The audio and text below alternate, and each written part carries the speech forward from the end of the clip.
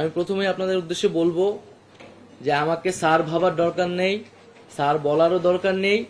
আমি আপনাদের সন্তান হিসেবে এখানে এসেছি। আমি জনগণের পক্ষ থেকে এসেছি, জনগণের দাবি দেওয়া নিয়ে এসেছি, একটি নতুন বাংলাদেশের স্বপ্ন নিয়ে এসেছি। এখন আমি আপনাদের কাছে সেই সহযোগিতাটা কামনা করছি।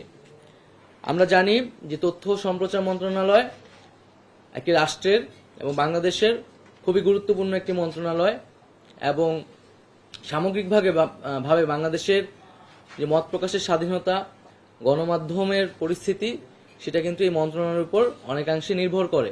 গণমাধ্যম কর্মীদের থেকেই শুনেছি বা আরো বিভিন্ন মানুষের কাছ থেকে শুনেছি যে আমাদের এখানে মত প্রকাশের স্বাধীনতার উপর নানাভাবে বাধা তৈরি করা হয়েছে, এবং যেহেতু ফ্রিডম অফ প্রেস যদি না থাকে, ফ্রিডম অফ স্পিচটিও কিন্তু নিশ্চিত হয় না। তো সেই জায়গায় কিন্তু গণমাধ্যমের স্বাধীনতা নিশ্চিত করতে আমাদের